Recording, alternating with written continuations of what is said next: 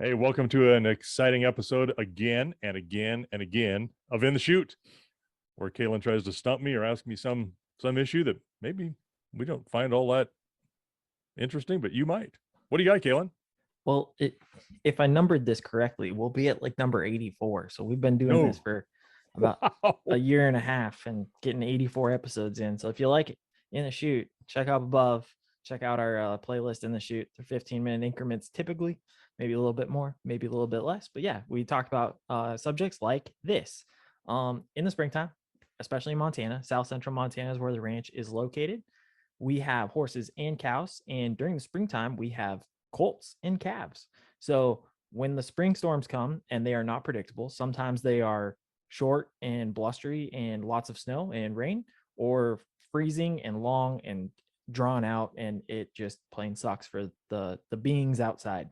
My question is, when it comes for preparation for the cows and the calves, or the horses and their colts or fillies, what do we do on the ranch, or what do a lot of people around Montana do during the spring to try and take care of those critters that are outside, that they don't have any sort of they don't have lean-tos, they don't have barns to put them in, it's just open prairie, open grassland?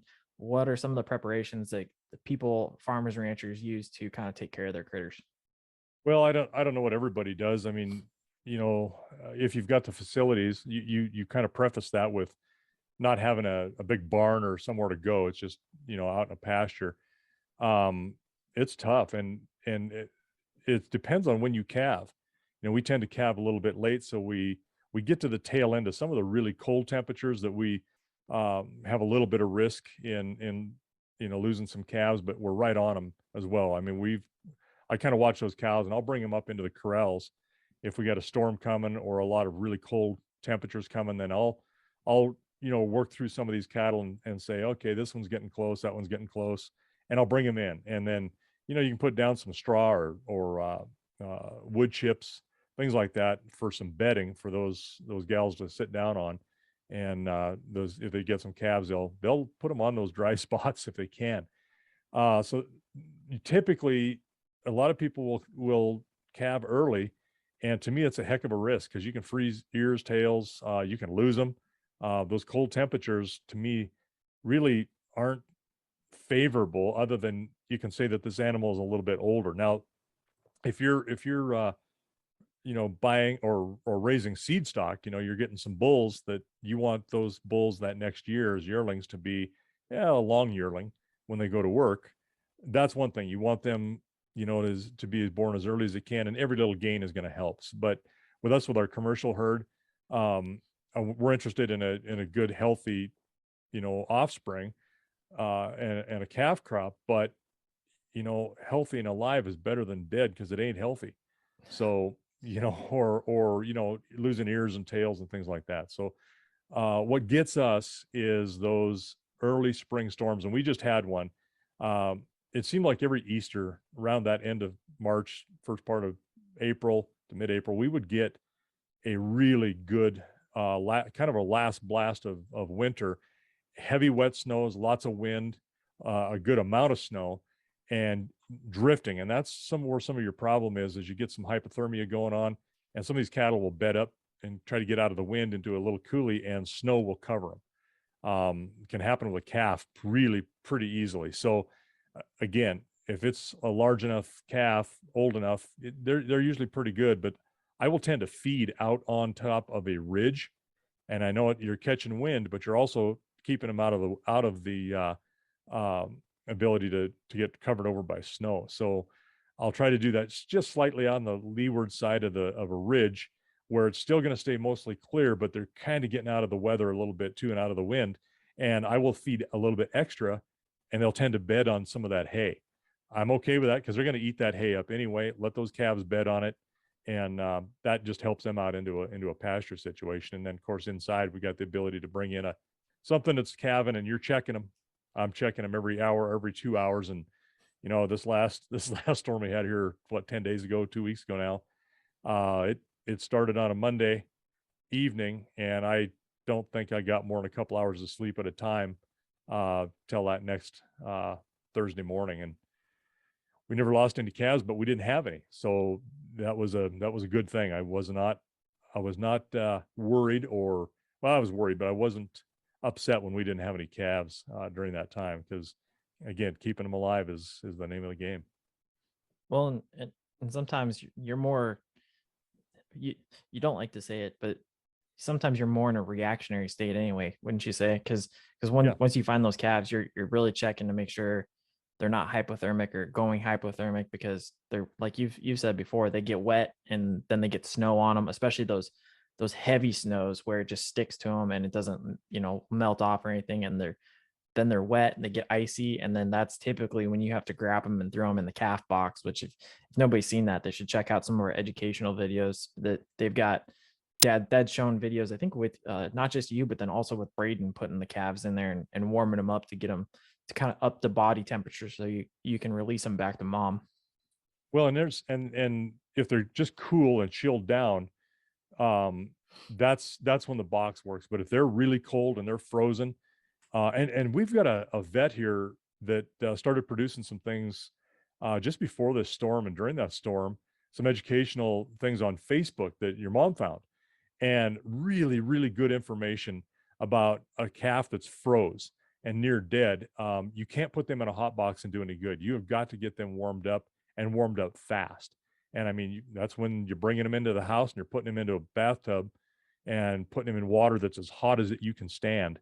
And, it will bring them back to life, get them back where you're not going to do damage to them. Because if you just stuck them in a hot box when they're froze, they're probably going to die. You're not going to make it. So there's some different extremes of of care based on how bad they're froze or how cold they are. So yeah, because we again tend to calve a little bit later than most, we don't usually have those froze type problems. Ours are usually chilled down, cooled. But you're right, you can only do so much preparation, and then the rest is reacting to where they're at the time. And that's why I'm walking through these cows, and the closed cows and the heifers, that often. Because if they, you can turn around, check the heifer, and turn around and walk in the house and grab something hot to drink and come back out and she's got a calf, and you're like, are you kidding me? Wasn't even showing. So it's important to check them, because an hour after they've calved in that kind of weather, you can lose them. They're done. So you really got to stay on top of them. And when you see something close or something that somebody's going to calve and it's imminent, bring them into that barn. We got some jugs inside the barn. They're out of the wind, lots of fresh, nice wood chips. And I've had as high as 2 or 3 cows inside the barn that are really close, and I've gotten really lucky. You just get, you know, typically they'll calve outside.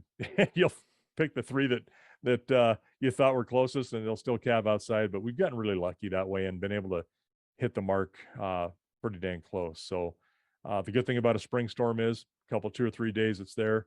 You're plowing out drifts and taking care of feed needs and doing what you can tractor wise, and then it will warm up and it'll be melting, and then you're back in business again.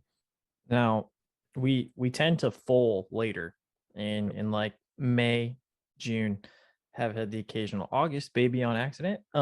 But typically that's Well, not when you not have a sitting. spring storm. So what's Yeah. kind of the difference there?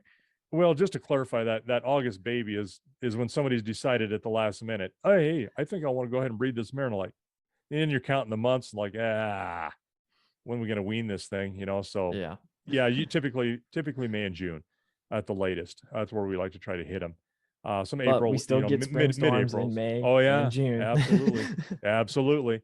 And those little guys they're just like calves, only those mares are pretty good. They'll stand up and they'll stand in front of that cow or in front of that colt, and they'll block them. They'll take whatever weather's coming at them. They try to get down in the trees, or if you got them, or in some areas where the wind is a little bit lighter.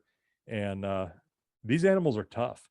They got to be tough, or they wouldn't survive. They wouldn't make it as a species. So they're incredibly delicate. In one part, they get them where you can get a little bit of milk in their bellies a few times, and they're up and moving around. And then it's like, man, they're a little harder to kill. So that's a good thing. But Same thing. We do exactly for the same reason. We're past the calving season. We can pay attention to these colts a little bit more, and they've got a lot better chance of getting it. And that mare is eating some green grass instead of hay. Now, not that we would want to try for a lot of reasons, particularly that the colts are a whole lot more gangly with their legs. But what would happen if you put a colt in a hot box to warm them up? You know, how well do you think that would go? I would think that early the on mare it'd would be freak out a little bit, but well, I think she'd stay right there. I mean, you'd control it. Obviously, you'd do that in the barn, put her in a jug just like you would a cow, and take that colt, put him in there, and just have her right there. She knows that thing is. She's seeing what you're doing, and the thing about horses is that we handle them. So you could, you give her some oats, grain mix, whatever you're doing, just kind of calm her a little bit and stand with her, and you got her in a halter if you need to kind of keep her settled while that colt's warming up. And we've never had to do that. So I mean, you're talking a hypothetical here, but yeah. it's a possibility. You never Do you know. think they'd fit? Because their legs are so much Yeah, they'd longer. fit. They would Oh, fit. You'd okay. fold them up just like they're sleeping. But if they're that cold, they're not moving much anyway. Yeah. So you're able to just kind of make do and try to get them dried off. But once they started thrashing around a little bit, it might be time to pull them out of there, because you sure don't want them to hurt themselves. Yeah. And there's potential there. Last question, because I just thought of it, was the horses tend to have a longer memory, particularly because we do handle them like pets, or like actual, we call them using horses for getting on them and using them around the cattle. We don't do that with the cows. It really doesn't matter. They kind of go through a semi-traumatic event every year when they go through the chutes, because they don't like that, but they deal with it. They tolerate it more than anything. The colt, though, knowing that would be one of the first impressions of a human being in a hot box, then you start maybe hearing it thrash around a little bit, and you're like, okay, it's time to pull it out. How debilitating do you think that could potentially be on the later portion of the training for those horses, when we go around to messing with them on the ground when they're a yearling, 2 years, and then trying to get on their back about 3 or 4? That's a good question. If they're very, very young, within a day or so, or that first day, that's when they're the most vulnerable. After a couple of days, they're probably going to be okay anyway. You wouldn't have to Right. intervene. But Yeah. I think it's early enough that you probably wouldn't remember that. Do you remember coming home from the hospital? Nope, not at all. There you go. But yeah, you're correct in that, your familiarity with them, and the whole imprinting process is a tool that we use because they're young. And so I think their senses are dulled a little bit when they're froze down like that. The calves certainly are. They just don't seem to be. They're like a little baby. They're not really tracking anything other than that split-second moment ahead of them, and that's about it. Yeah. So I don't think it'd be an issue, to be honest with you, because you're not doing it over and over. You're not repetitive about it, and they're probably sedate enough being cold that it's not really an emotional issue for them as well. When they start to wake up a little bit and come to, then you want to get them out and get them to their mother. I think you're going to be okay. Yeah, that makes sense. Well, with that, that's spring preparation for calves and potentially colts in the Montana spring weather time frame, and the potential repercussions for especially the horses, because we end up training them. So with that, we'll take that conversation and put it out to pasture.